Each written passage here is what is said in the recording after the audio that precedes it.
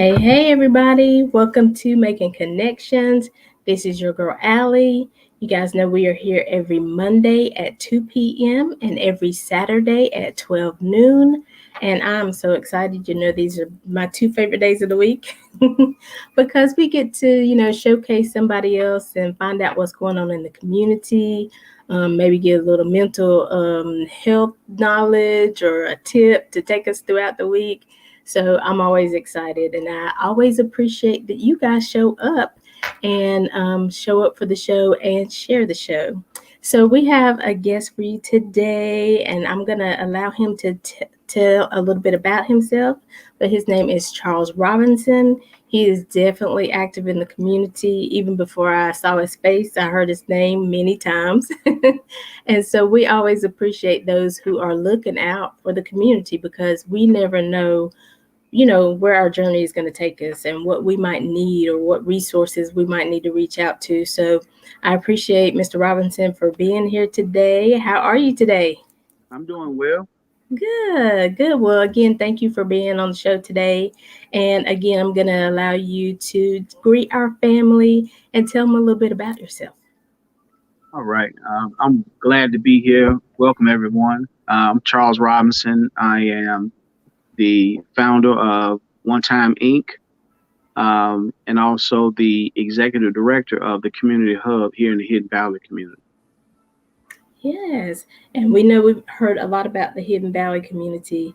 We know Chuck Brown is always doing a lot of activities and things in the Hidden Valley community, and that community really comes together and they look out after each other, and they see a need and they try to meet the need. So, Charles, I know that you have a lot of things going on, but your organization, even before we get to the event, your organization, One Time Inc. Can you give us more information about that? Yes, One Time Inc. I started it, because I wanted our families that were in transition or that needed some help to actually be able to get the help they needed. And I wanted it to be a little bit different than most mentoring groups. Because doing this work for the last 15 years, I've noticed a lot of children that are in transition um, have some challenges when they go back home, and Mhm. so we want to welcome the families so that they can have an opportunity to heal as well. And so it's geared at repairing the community one child at a time. Um, Mhm. our children have so much they're going through, and we just want to be able to offer resources to help build and grow and um, gain our replacements, shortly. We have but a short time on this earth, so we got to get people to, help people along and hopefully find some replacements for ourselves. Mhm. Um, I've been dealing with children for a long time, and I'm just excited to be one of the mentors here in Charlotte. Awesome. And I do, and I was thinking about. I saw Miss Donna Reed on the news. Yes, I think it was yesterday, and her organization with the foster children and how they age out, and then they don't, because sometimes we think we see the homeless person and we just think, well, they're just somebody who don't want to work or don't want to take any initiative, but it's not always that case. And some of those kids just age out and they don't have a home or anywhere to go to, so they end up being homeless. So just the fact that you're trying to help children along the way, because sometimes I think it's better to try to get them as early as possible, to teach them as much as possible, teach them about money, teach them about owning a business, because sometimes when you get my age, and it's hard to tell me something new and get me to branch out or get me to walk by faith on something, because I'm like, I'm scared. That's kind of scary. That don't sound, something I can do. So I think it's so good that you're working with the youth, to just keep them on track, because they do deal with a lot of things and they do have a lot of decisions to make that we did well I didn't have to think about. So what caused you to be in this place and be able to want to do this? Because did you something you went through or something you just seen happen? No, I coached Little League football for about well, 20 years altogether. Okay. Um, and in coaching Little League, I saw a lot of men that looked like me, um, watch these kids and help guide these kids and kind of hold their hands and pick them up and drop them off and be in their lives as long as they played in the sports program. Mm-hmm. And then when they left the sports program, they were gone. Um, I remember coming up as a kid in Little Rock. We had a guy named Frank that used to drive the activities uh, van for PAL. Um, and Frank actually helped a lot of children. He stayed with us. He kind of talked to us during high school. He would see us kind of hanging out, and you know um, he always had a positive word to give us. He ended up coaching at North Met, and I said, "Wow!" So when I came home from college, I saw Frank coaching at North Met, and I said, "Wow!" So he's still at it. Um, I used to with my children. Um, my home was a safe home, and so I would have kids at my house all the time. Past football, and sometimes the whole summer, kids would get dropped off at my house. And my aunt, Pastor Bruton, the founder of Community Outreach and Harvest Center, she kind of challenged me one day. She said, "You're gonna be a part of ministry," and I looked and I honestly told this lady, "You got the wrong one. I'm never gonna be in ministry." And so she said, "I want you to help me out." So I said, "Okay." She said, "I want you to take this bus and go pick the kids up." So she went back in the office, and I was thinking, well, where I'm gonna get these kids from? So I knocked on the door. They say, "Well, she's in a meeting right now, Charles. Just go pick the kids up." And I'm thinking they got to be crazy. So I took that bus, and I ended up getting two busloads of kids from Bella Headquarters. Oh wow. Um, and when she saw me come in with the second load, she told me that day, "You can run all you want to run, but this is what you're supposed to be doing. Mm. So you may as well get ready." Um, and after that outing, I really had a come to Jesus moment, and I said, "Well, I've been doing it. Let me see." And so I began then.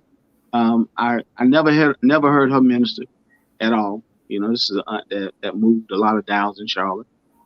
She helped transform that Oakland area over by where Fairview Homes used to be located.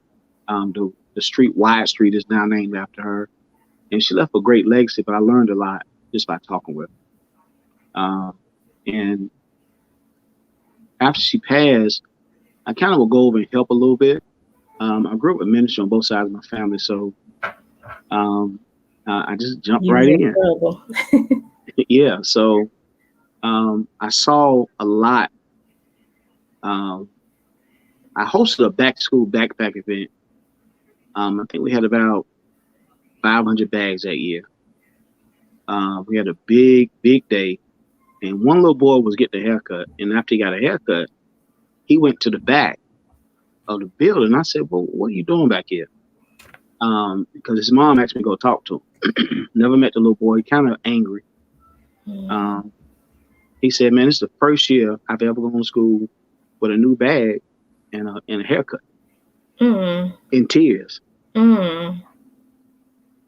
And so Wow. when you talk to a 12-year-old, when you're 12 and you're a little boy, you want to be tough and you want to have this manner that have everything together. But when a kid opens up to you and almost cries out, um, that touched me. So over the years, we did backpacks, and a few years ago, I think we did about 10,000. Um, and people say, "Well, they're doing it all over Charlotte," and it just started small, like in that manner. A lot of people didn't understand why I was doing the backpacks. Um, Being in ministry, I understood, the story of where Jesus was fishing with the got the fish and the bread and the loaf and fed the folk. Um, and I kind of joke about it when I'm ministering. Jesus kind of had a cookout. He had a fish fry, a free fish fry. But in order to get people to talk, he had to meet a need, so that he could teach them how to fish. And so I kind of use that, and a lot of people, Charles, they do backpack events, they do this, but how else can I get kids and families to come out? If I had another way, if I had a free way or another drawing card, I would do it. But I have to use what's in my hand, and so I use food and a few things that'll bless somebody, and also take the stress off of a teacher that's struggling herself or himself, to bless a kid. But I also use it as an opportunity to talk to a lot of children and a lot of families. And so that's how we draw folk in, with just that little backpack, or the Christmas event, or the Thanksgiving event. And that's why we keep doing what we're doing, because we got to keep building relationships. And that's how we're able to move the dial here in Charlotte. I think that's awesome. And a lot of times people will ask those questions, and you're like, well, but they're showing up. And even though somebody on maybe the other side of town is giving out backpacks, maybe somebody over on this side of town or on another side of town is not receiving that.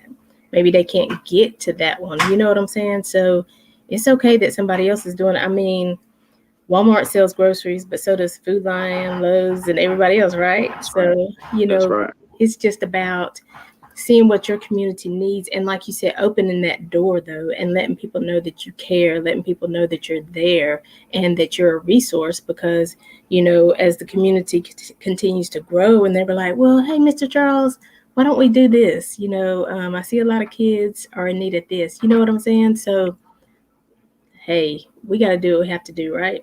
Right. But I like that analogy. Jesus had a cookout. Yes. I like that. And it's so funny you were talking about with the ministry, because when you said you told her I ain't never gonna do that, I was like, oh, it's more to this story. And ministry comes in so many different forms. People always think when you first hear that it means in the pulpit and preaching or something, but ministry is in so many different aspects of our life. Right. Yeah, this ministry piece is um, I don't mind preaching. When my pastor asks me to preach, I don't have a problem doing that. And she wants me to preach more, but every day is a walking ministry with me. And I believe in 2021, after this COVID, church is going to be different. And so you talked about young kids understanding who they are and walking in faith. They don't even know what faith is. They hadn't been introduced to a lot of it. And so the church has to get outside those walls and get outside those doors, because of a lot of young folk. They're not coming into the church. And they've seen mom hurt. They've seen some things that turn them away. And so we have to take the church to them. And so the building is just brick and mortar. It's nothing. We're the church. And so it's time for the ministry to really get back to where it's needed. I used to ask 10 years ago. I asked a bishop. I said, there's a church on every corner in the black neighborhood, but there's so much hell in between. A lot of folk are going to church, and the church leads are running into the church with security sometimes and locking their doors. And so, how do you have a place that's open when you're closed? And so, it's something else to see out the way church has changed, but the word is still the same. So I'm just I don't I guess I came up a little different. I guess I'm crazy enough to trust God with everything. And so since I have that, um, I'm gonna do just that, and just walk in what I've been called to do. And so here I am. Awesome. And that's a good question. How can you be open to things when you're closed? And sometimes, it's not just the doors that are closed, but our minds are closed. Right. And a lot of times, like I said, even when I was referring to the homeless, we just have a concept of why we think they're homeless, but you really don't know what people are going through. And when there's so much now with domestic violence and drugs everywhere, and just so much going on. Like I said, children and the youth, or they they're trying to stay tough, like you said. You know, the little boy had to go to the back of the building because he didn't want anybody to see his emotions. But we told, especially our male child, that you got to be tough. You can't cry, and things like that. So do you think that have you seen a lot of that, like when you're in the community and you're helping? Do you see them actually like breaking down and becoming personable? And because you said like there's a lot of anger there, there's a lot of frustration. How do you break through that and just be like, you're okay right where you are? Whatever you're going through, it's going to be okay, but just stay focused. So for me, I just try to stay humble and stay approachable. Um, when I first got in the ministry, I was really raw. I grew up in church. I grew up in my word, and I took some steps the other direction. When I was in college, I wasn't thinking nothing about church, and I was living in sin, and I was good at it. Right. And so, you know, sometimes your past allows folk to, if you let it, um, it shows people that you have a that you go through things too. I looked at a lot of preachers when I was coming up, and I said, man, they don't like they ever had trouble. That's a lie. Um, then I hear a lot of some of the preachers speak, and they say, this walk with God is not easy. It's a choice. And so what's easy about it is that at the end you win. And so when you're talking to folk and you're ministering to them or just having a conversation with them, if you get out of the King James version of yourself and get into the NIV, which is what these kids live in, you can talk to them. They can't understand what we understood. They don't know how to eat what when you're a babe, you can't eat steak if your teeth aren't on out. And so, Right. Right. a lot of folk try to give it to them too heavy, try to pour it on them real heavy and beat them with the Bible. That's not what it's about. And so my approach is just to be what God made me. I'm a man with flaws. I'm a man that lived life and made mistakes and sinned. That's who I am. I'm not some super saint and everything is all right in my life, and so I don't talk to children that way. And I guess that's why they love me. Um, I used to ride around when I was young in a big Mercedes when I came home from college. But when I got in that truck, well, I bought a van, and I said I would never own a minivan. There you go. I bought See? a van because I couldn't fit all the kids that wanted to come with me. Mm. We would go to the beach and have a good time, cut up. We got kicked out of restaurants, but we created memories.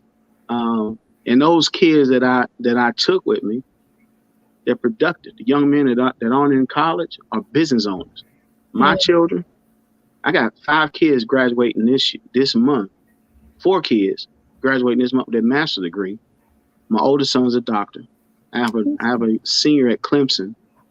She's working on her doctorate.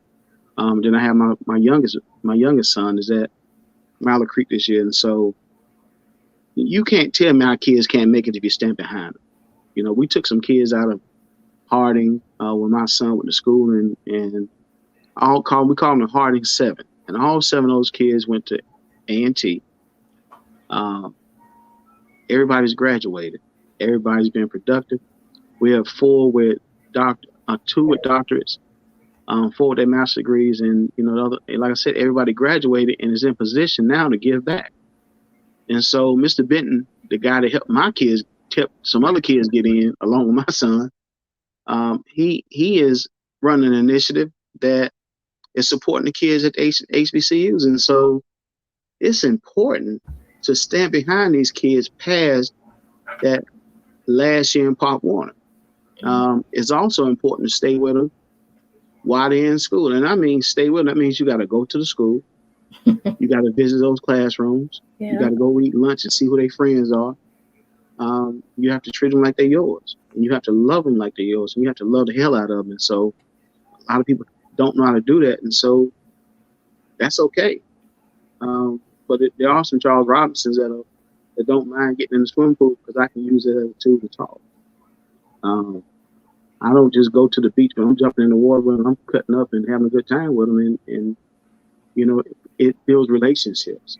So I feel like if more folks built relationships with children, we want to see some more balance.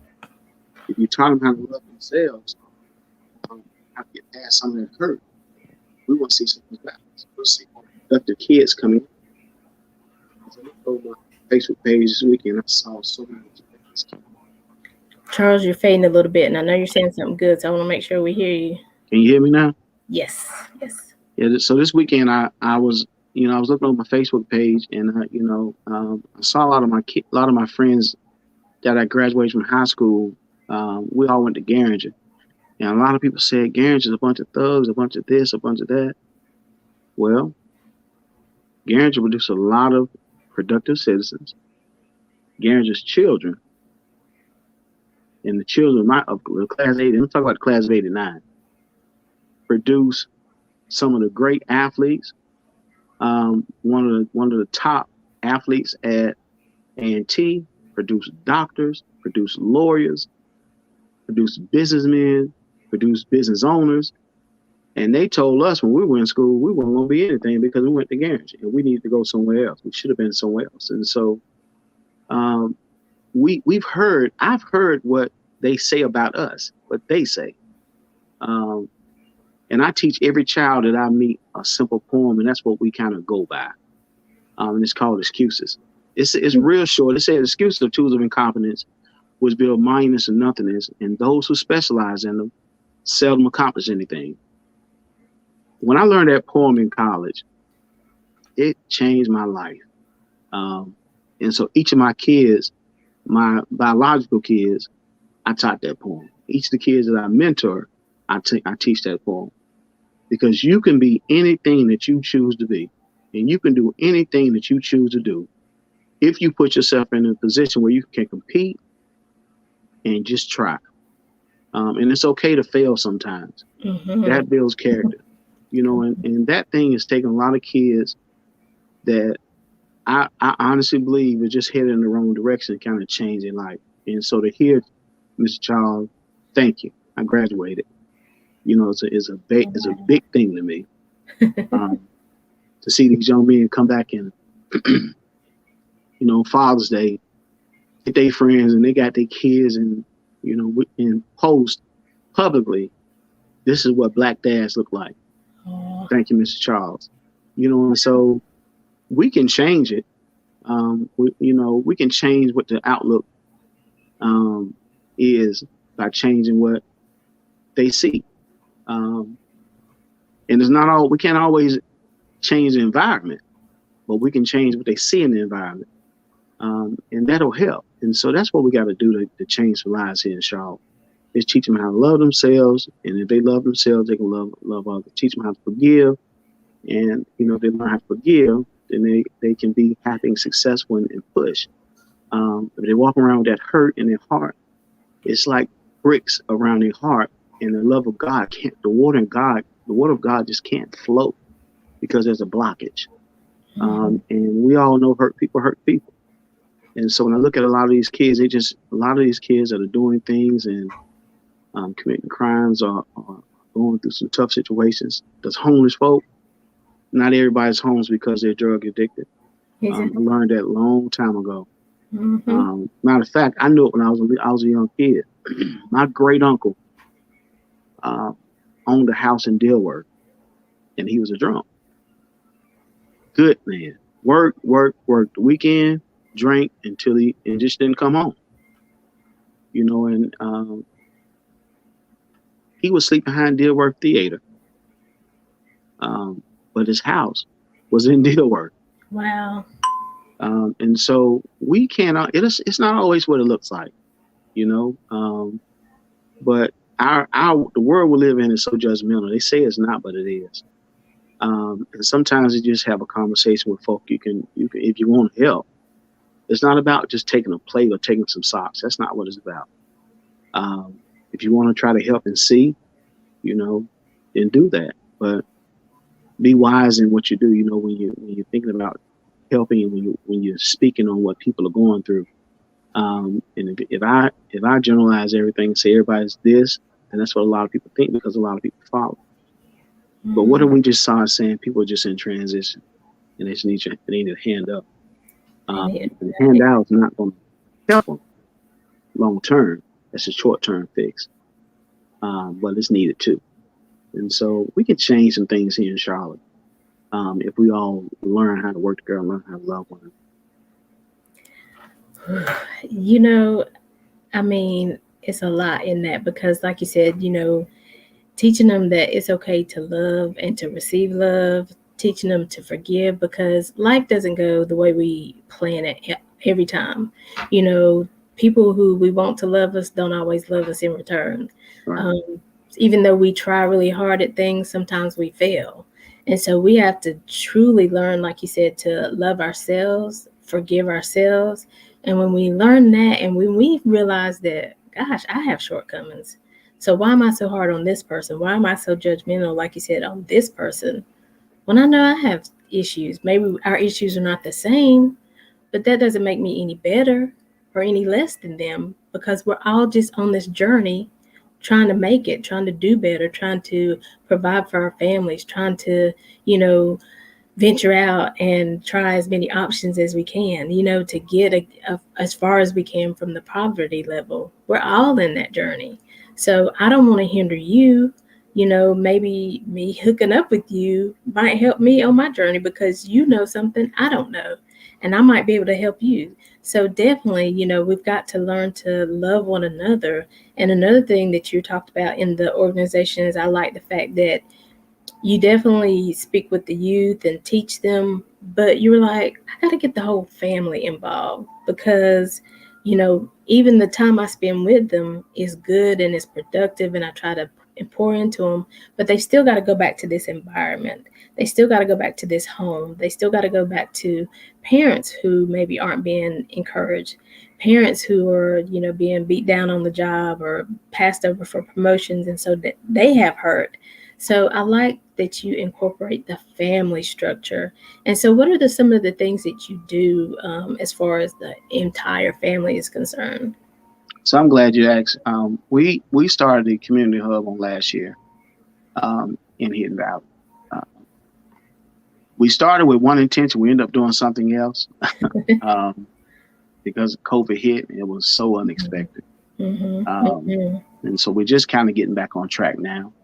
We had a great year last year, and folk came from everywhere to help us out, and I'm just grateful to just kind of be in position.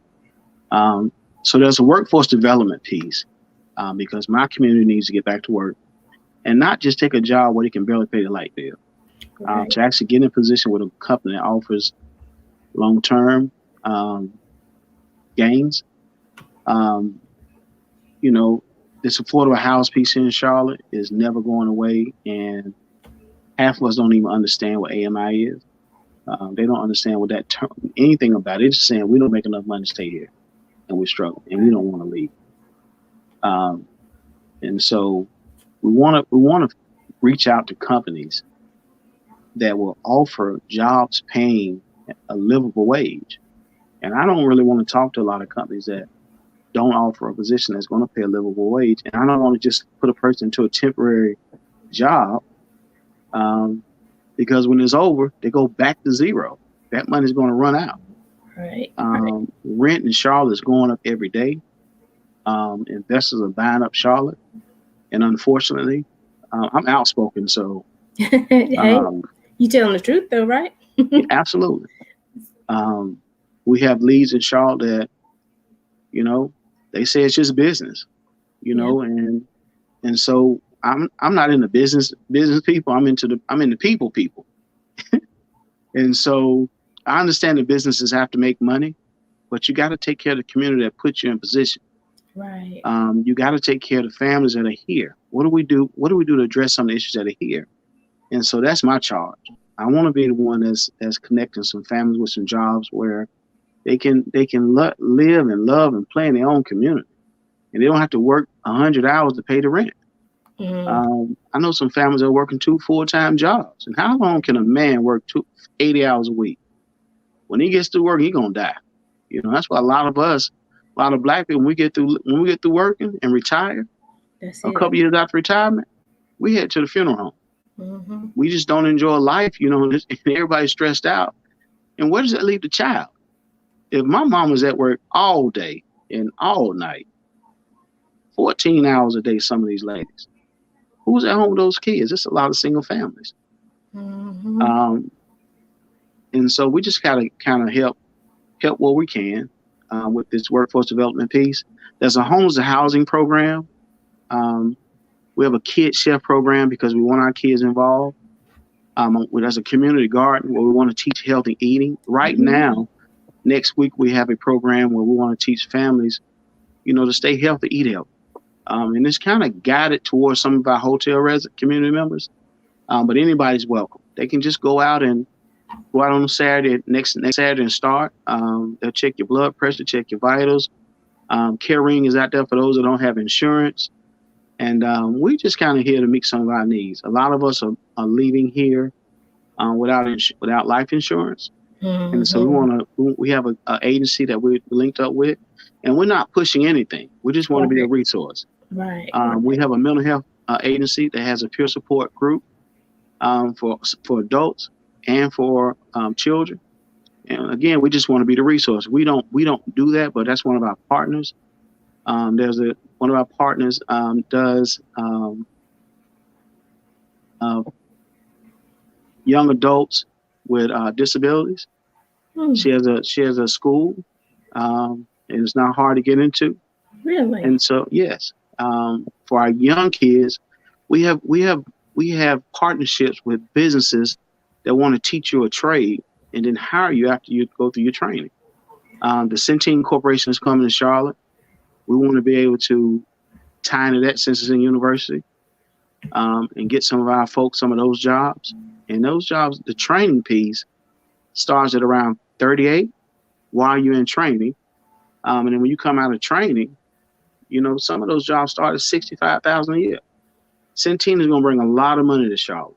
Wow. And that's, people that just don't understand business, understand that when that company comes to Charlotte and there's more money in Charlotte, it's going to get a little bit tougher with housing. And so we got to get ready. Mm, And the good thing about it is they want people that don't know everything so they can train you on how to do it their way. their way, exactly. And so we just want to be a connector. We want to connect families to those positions, but it's going to take families to come out and take advantage of it. For my community, we host COVID vaccines. If you make that choice, we want to make sure my community has it. Everybody's welcome, of course, um, but we want to make sure that we're vaccinated. Those that make that choice, and a lot of people are kind of on the fence with it. I was, but next week I'm taking my second shot. I'm Yeah, ready to go outside. I've been on house arrest right. for a year and a half, and so I can't take sitting in my house another year. I can't take it. Mm, And so, over it. those are some of the things that we're doing. We're trying to meet the needs in our community. And so those are a few of the needs that have been identified. I'm fighting with some folks to get a grocery store closer to the Hidden Valley community Ah, because there's so much traffic coming up over here. Um, and so we got a lot of work to do. We need folk to get involved, and we also want to encourage families to come out and get connected. You can have the biggest programs around Charlotte, but if nobody comes to utilize it, what's the point in having it? And so we have to get out of our comfort zones and get out and take advantage of the programs that are being offered and get you some help if you need it. Now, if you're okay, that's good. Come volunteer. that part. We're working on a lot of projects. Come and volunteer. Come give some of your time. If you don't want to give some time and you got a few coins, donate. But we would love to have you come out, because we want to see. And I like all of that because there are so many ways to help. Sometimes somebody could be watching this and not even be in the city of Charlotte or state of North Carolina, but if you see that there's something that you can do, if you know somebody that's in this area, if you, like you said, want to donate, if you have an organization that you can contact that can contact Charles, I mean, there's so many things that we can do.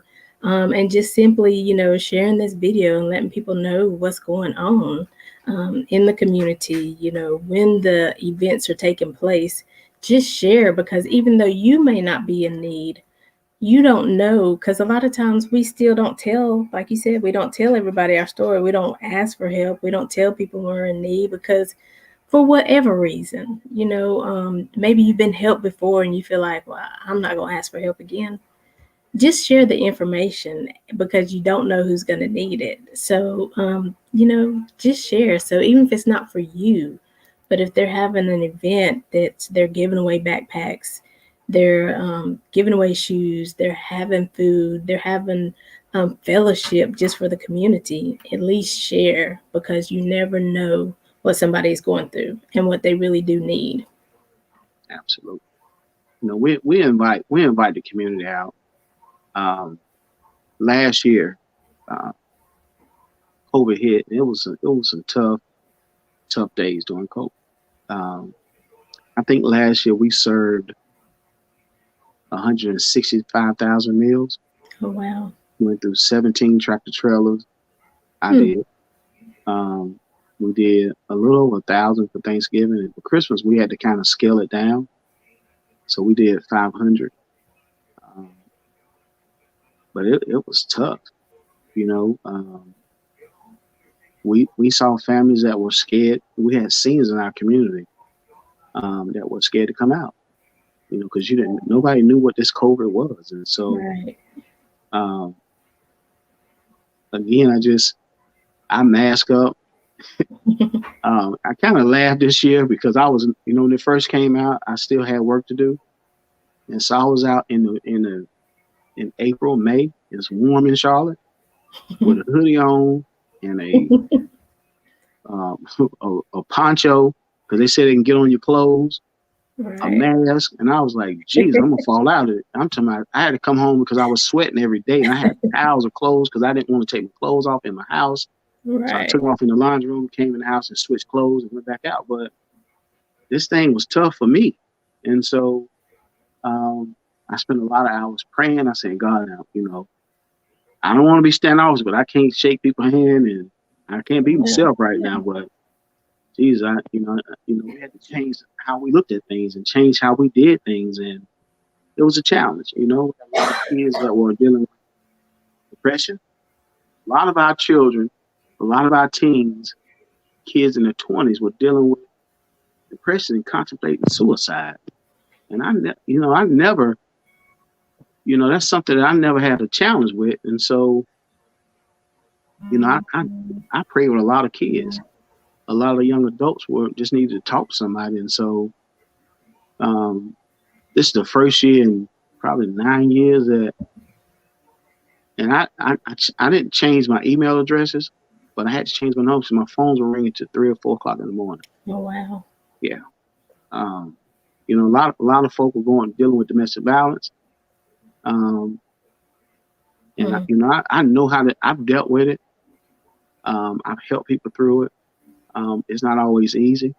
And they were saying we got all these agencies, Charles, and everybody's telling me to call 211, but that's why I'm calling the agency. So I don't have to call 211. Right. Um, Right. and so a lot of folk that said they were doing their work weren't, and it's the truth. And it left a lot of people just kind of hanging a little bit. And so folk didn't really know what to do. And so yeah, so much going on, and people were really afraid. Um, and so I'm just glad to just be surrounded by folk that honestly, I hooked up with the university partners here in Charlotte, and they had some agencies that offered services. Atrium had a great lead liaison, and she offered services, and so that's what some of my community needed was services because this mental health piece was Right. tough. Right. And we referred out and got a lot of people help. And I'm just I kind of the numbers I didn't really take a lot of the numbers, keep a lot of the numbers, but we helped a lot of people last year kind of get through, and folks are still going through today. And so I'm always excited to meet new people that have services they can offer the community, and actually do what they say they're going to do. Hmm. Because when you're talking about people's lives, you have to be intentional, And you have to mean what you say. Let your yay be yay and nay be nay, and that's it. No in between. And Truly. so, I'm just excited just to be a component here in the Valley community. I'm glad they have you because I mean you are very conscious of what's going on, so they are blessed to have you. And I know that, like you said, the I can tell you're outspoken. So when you're representing them and you're standing for them, I know you're standing firm. And so, one question I wanted to know, like I've heard different people say, well, gosh, how can we help in the community? How can we, and maybe they're not in Charlotte, but you're talking about you went through 17 trailers of food. What if there's somebody out there and they're like, I want to do this in my community? Do you have any advice for them how they can make that happen? Yeah, it's to just be when you beginning to work, um, you know, I don't want to preach to you, but I got to share this with Come you. on, come on. So when I think about my hand, right? Uh, one of the things that I remember from a sermon that a friend of mine taught, she said, "Which finger is most important?" Um, and so we all looked at the fingers and looked at our hands and said, "Well, which finger can we go without?" To be honest with you, we need all of them. And I say that to say that's just part of the sermon, but I say that to say sometimes we got to stay in our lane, right? And so if you're going to start an outreach, do what you can do, and then partner for the rest. Don't go outside of what you do, Mm, because it weakens your mission, it weakens your ministry, it weakens um, your position. If you were to cook, you need to find you some servers. If you are if you want to do a feeding piece, you need to find your kitchen. You need to find you some sponsors. Look around in your local area and see who's doing what. What big companies are there that have a potential to help you? And a lot of folk look for big grants. If they have 501c3s, if you have a 501c3, use it appropriately. Write the letters to your Lowe's and write your letters to your Home Depots and get the little small money first. Do the work. At the end of the day, the most important thing is that you do the work. Do what you say you're going to do. So if you want to do your feeding piece, you have grocery stores that are high-end grocery stores that don't freeze meat. Now, in my house, I have a deep freezer. I'm gonna freeze the meat when I go to the grocery store, put it in the freezer, and I'm gonna go thaw it out and cook it. Some people don't, and that's okay. Some of those grocery stores don't, and they throw that meat away at the end of the day. So what's wrong with some chicken that's been put in the freezer? I know there's nothing wrong with it, but to some households, they are so fortunate they're not gonna eat it because they want the fresh. They want fresh cut, and I'm excited for those that eat fresh cut because I'm getting all the rest. And my community is gonna eat good chicken. right, You know, exactly. you have grocery stores like Lidl that are coming up around most communities. You have Hmm. food lines that do a lot of giving, and they don't always give all to the big second harvest or the big groups in your community. Some of them just don't have a place to give, so they throw it in the garbage can. That's where you start. Start with what's around you. Second, get you some help. There's Hmm. no way I could have ever done what I did last year without help. You will wear yourself out trying to do it by yourself. You know, and don't try to fill it up with people that want to take pictures and show what they're doing. That's not a tenth of it.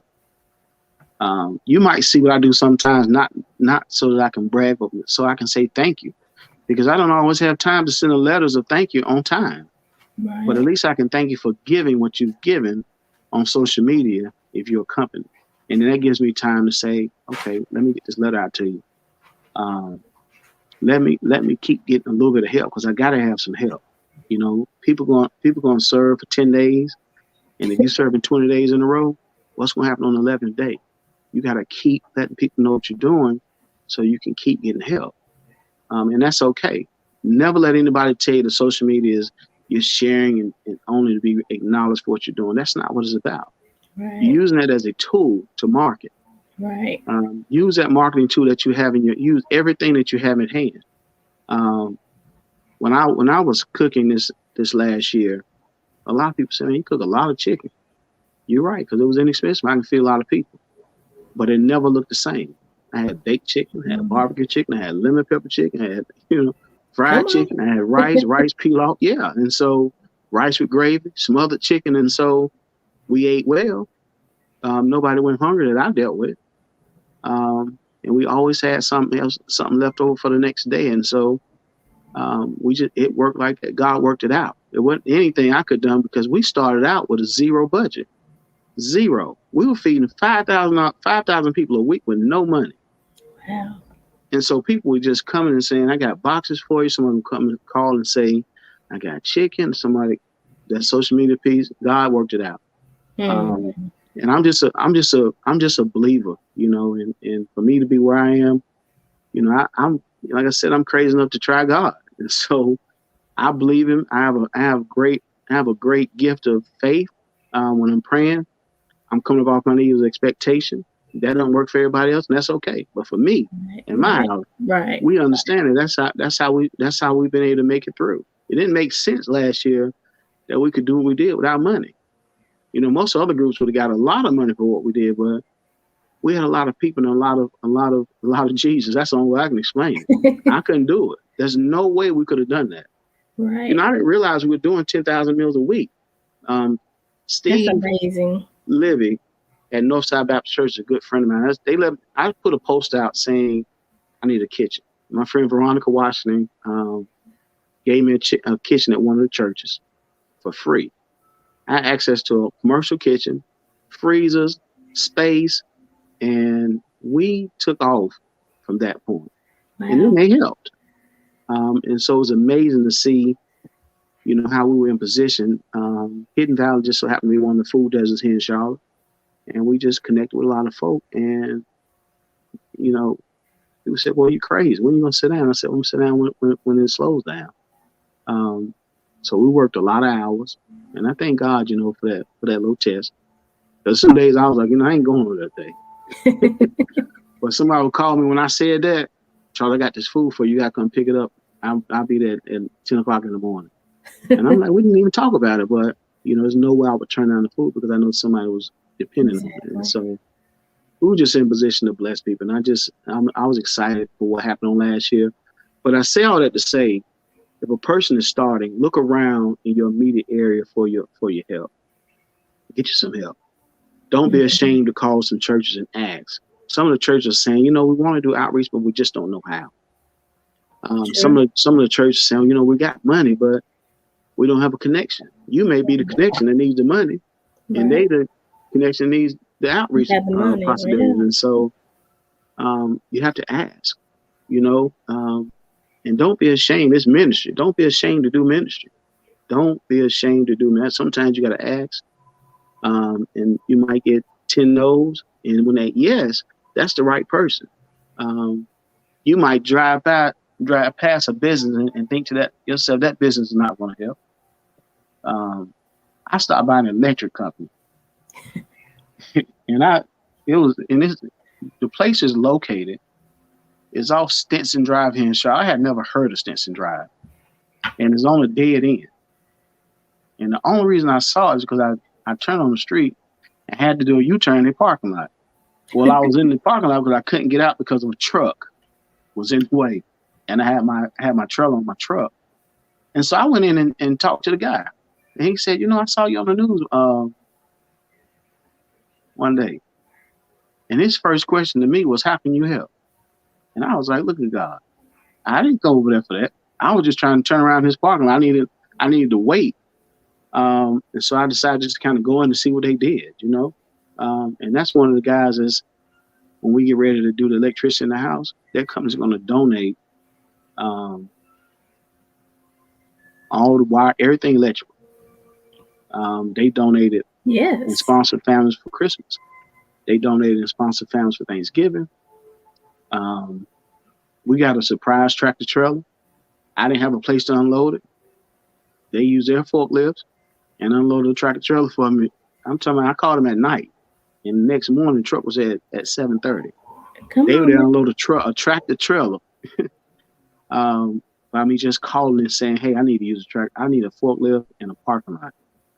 Because mine was we had some work that was being done on mine. So, but you never know what door is going to open until you walk through it and just simply go ahead and ask. And so that's the biggest thing they need to do is ask and then get connected with some folks. It's okay Mhm. to, I don't mind a person calling me. You can email me at um, crob.comc@yahoo.com, or communityhub1245.org has a website. You can kind of look on the link, or get me on Facebook. And so it's inboxes or email me, or, either the One Time Inc. or my personal email. So I don't mind emailing and saying, Charles, let's talk, and let's have a conversation and see what we can do to kind of help. Awesome, awesome. That's some good advice. Get a team because it's a lot to do when you're called to do a ministry of whatever sort it is. And Yes. so, sometimes even you just need that person who's going to encourage you and say, well, now you said the Lord told you to do this, or, you felt led to do this. So come on, it may not look the way you want to right now, but let's keep going because, it's going to unveil itself. Yeah. So I really appreciate you being on the show. Um, I'm going to give a few community announcements, and then we're going to have just a short break. And then when we come back, I want you to um, definitely tell about your event. I'm going to let you go ahead and tell about your event. And then after we come back from the break, I'll let you remind everybody how they can reach out to you. But tell us about the events you have going on.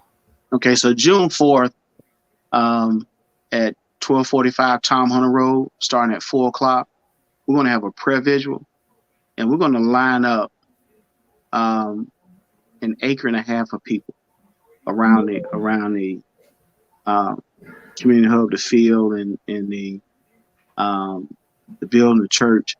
And it's not just for my church. The last time I did one of these, I was at Marshall Park, and none of the folk that were praying with me looked like me.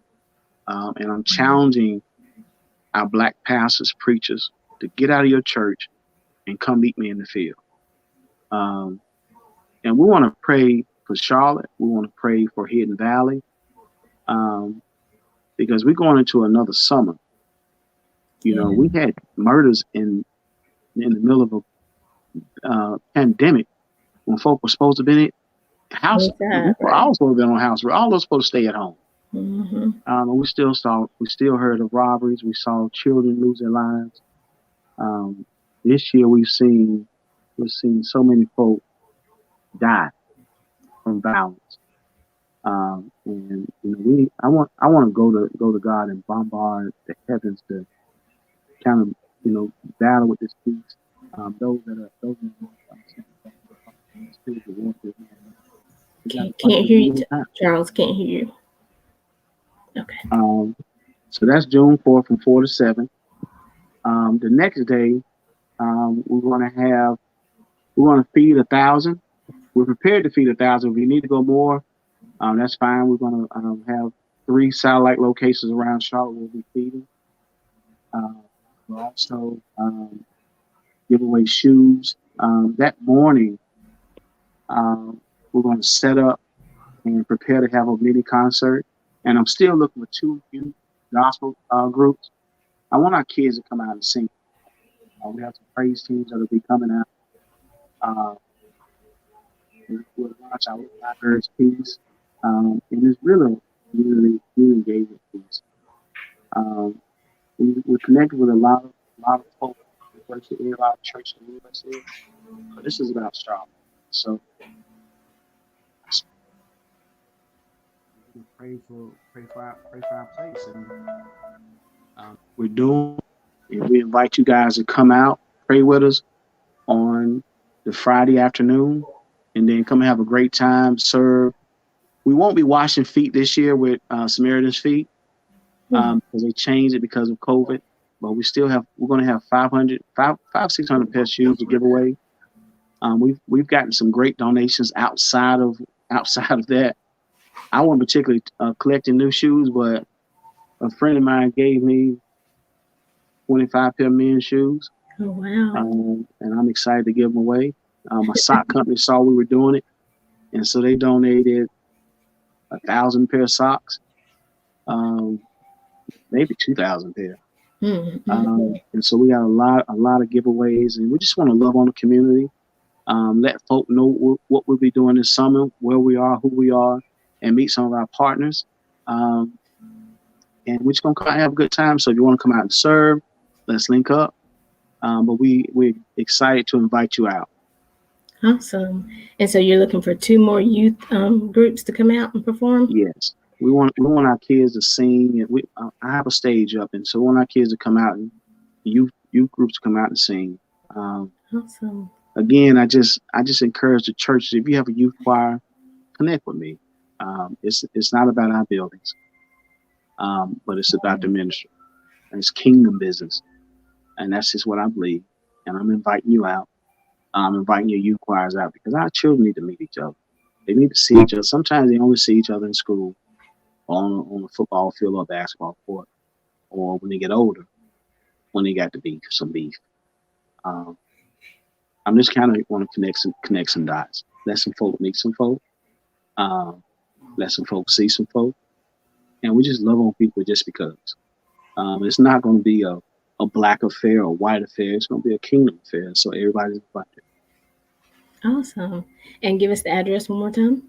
It's 1245 Tom Hunter Road, um, right at the community garden, the community hub, Bread of Life Church. And please come out. Awesome. I love it. I love it. And so, again, thank you for being with us today. I just believe that, like I said, everybody has their thing.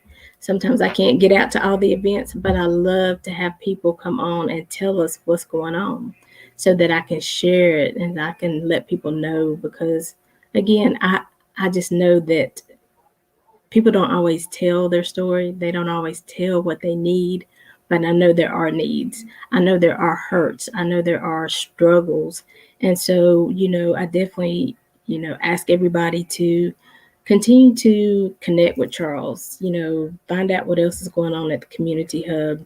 If you're a business owner and you are able to provide jobs, I mean, it's just so many different areas that you can help. Even if somebody's already doing it, trust me, there's somebody else who still needs a job. There's somebody who still needs, to be able to feed their family and be secure. Like Charles said, we can't continue to work 2 and 3 jobs and then we're not with our families. We're making money just to keep the lights on. But life is about more than that. And so we want to be able to, let families enjoy one another, enjoy being able to take a vacation, enjoy being able to take a day off and go support your child and what they're doing. And you're not stressed out about whether you're going to lose your job. I mean, it's a lot that people, if you're not in that place, you don't know what they're struggling with. So there's a lot that goes through a person's mind when they don't have what they need. So if you can be of service, connect with Charles. And I'm just going to real quick tell you about some other community events going on. May 15th, Mr. Excitement, which is Chuck Brown. He is on Facebook. Connect with him. He's having a community concert May 15th. All these flyers are usually on the page. Um, if you are still somebody who you're not able to get out, but you don't want exercise, you want to move, you want to be healthier, connect with some of our supporters who is Unity Zoom Yoga, Taylor Riley Boxing. Now that it's getting warmer, they go out to the park, so maybe you can go out, do some social distancing, do some movement.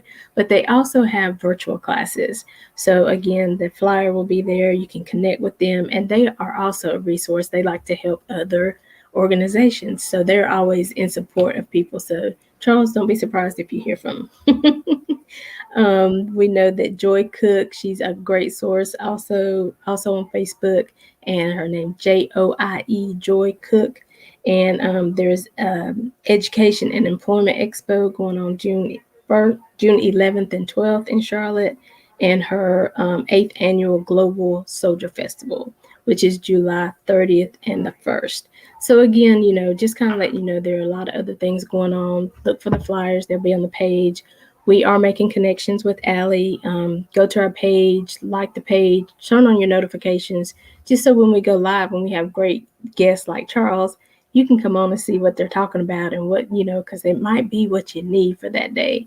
We might have to have Charles back just so he can come and just give us the word. He only talk about, what else, give us the word, and that'll be something that can take us through. So again, make sure that's June 4th, where they're having the prayer vigil. If you can get there from 4 to 7. And then the next day is the shoe event, right, on the 5th. Yes. And again, he's looking for two more church organizations for your youth group. If you're available, reach out. Let's go out and support. So, Charles, again, thank you so much. Alan, we're not going to worry about the CTA today. I just want people to get the information, but know that we are here. We're making connections. We're here every Monday at 2 p.m. and every Saturday at 12 noon. Charles, do you have anything else before we leave? No, thank you for having. I appreciate you, and we're excited to be here today. Yes, well, thank you again. And also, always let us know what you got going on. Join the group and post the flyers. Tell people what's going on. Tell people what you need. Because, like I said, in that group, there are some people who are committed to the community. So, if you need some help, jump in there. Let people know what you need, and you'll probably hear from some. Thank you so much. Absolutely. So thank you again, guys, for joining us. We appreciate your support. We know that Mother's Day weekend just passed. And, we started this show on Mother's Day weekend 3 years ago. So we will be celebrating officially our 3-year anniversary on May 22nd this year. So make sure you guys tune in. I think I haven't decided what all the to do is going to be that day. But I'm trying to get us in a location where we can be live with a few people, and might share the link with several people to come in and just say hello, show us some love. So, but definitely 3 years, that's nothing to take lightly. It hasn't always been easy, but it has been worth it. And I thank God that we're still here, because I know we're here for a purpose and on purpose. So, again, we love you guys. Tune in this Saturday. Um, we have a treat for you. And as always, until next time, we're leaving you with love, positivity, and good vibes. Have a great day. Thanks, Charles. Thank you.